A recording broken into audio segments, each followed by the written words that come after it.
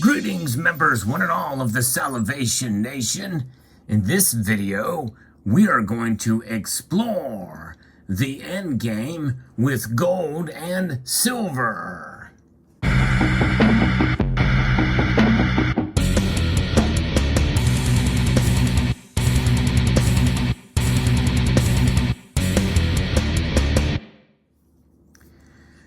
Many times, we don't think about what happens at the end of our accumulation phase with gold and silver. I'm sure many of you have wondered, well, am I going to sell this stuff or am I going to pass it along to the next generation? Typically, those are the two biggest categories we must take into account when it comes to gold and silver accumulation. Of course, we got to understand that gold and silver accumulation comes in many different forms, and we like to refer to it as stacking in most cases. However, I'm using the word accumulation here because, well, it comes in many different varieties and formats, such as you see before you here. It can come in collectible as well as stackable silver and gold. The stackable silver and gold is typically that which commands a fixed or relatively fixed premium above spot price, and that fixed premium is usually relegated to a percentage above spot price, which means that that is a number you can typically prepare to lose when you go to sell it. But this is a very rare time we live, and that many dealers are paying, in fact, most are paying above spot price for gold and silver. And those premiums are higher, both in percent and dollars.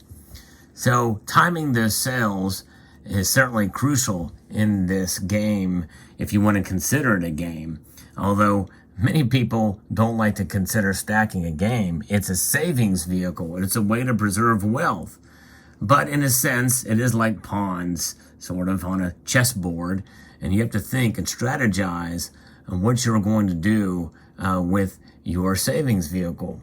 And that is these hard assets, gold and silver.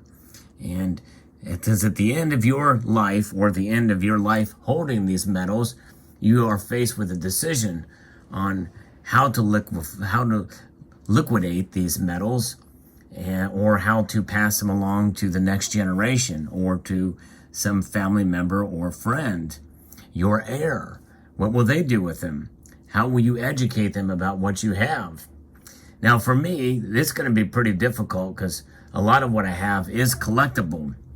However, I don't perceive the collector value as something that can or should be expected to be recovered at the time of sale, because I collect it for enjoyment, understanding that the precious metals that are contained in said collection are enough to at least provide some sort of safe haven for whoever gets them next.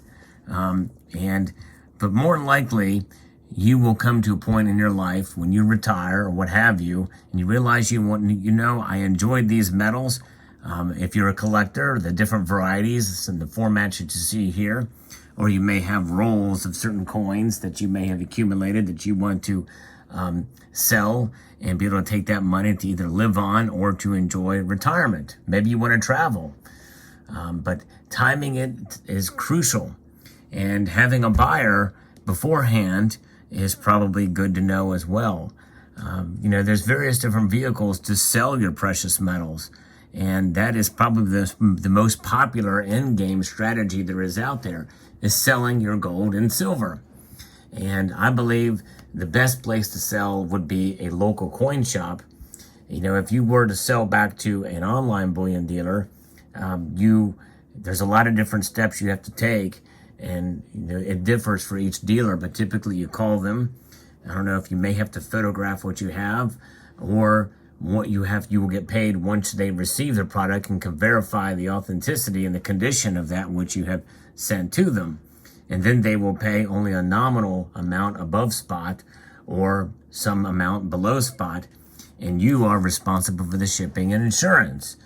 To me, that's just too much of a hassle. If you're going to be sending thousands of dollars worth of precious metals through the mail, and especially if you're not as confident in the postal system or whatever avenue you use to ship it, as you may have been in the past, it can be pretty worrisome, because it's essentially your life savings that could be lost or stolen or what have you through the mail. You're completely at the mercy of the postal system. And essentially, it is a huge counterparty risk for the time that it's in transit into the bullion dealer.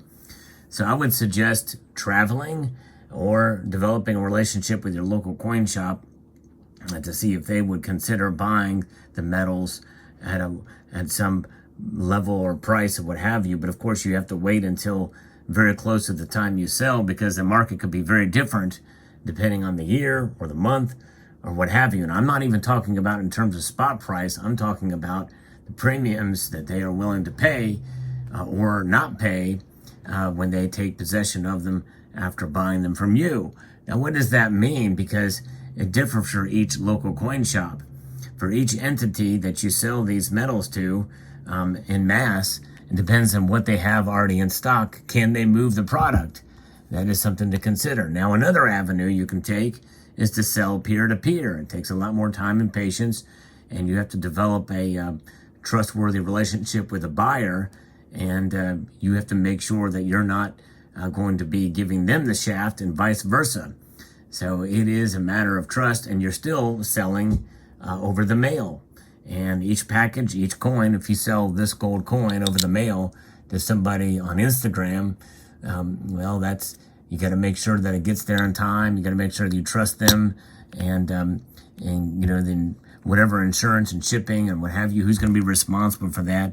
There's all kinds of things, reputation is key, and is quite easily to, in a sense, vet for some of those communities. It's gotten better over the times, but nonetheless, there is a headache involved with it, and typically you're not going to sell like a whole stack of any one metal at a time, like a roll of silver eagles, for instance. I guess there's a chance somebody will buy that much at a time, or a 100-ounce bar, or 2-kilo bars, or 5-6 ounces of gold at one time. If you want to liquidate a whole lot quickly, your best bet is to probably take that to a local coin shop, because you're less likely to find buyers like that. Not that they're not out there, but it's just less likely to find them in a peer-to-peer social media environment to sell. But you have to be careful. I'd avoid Craigslist like the plague, and other entities that are not really vetted to be able to get a trustworthy nature. Now, there are also local auction houses that will take these things and sell them on your behalf.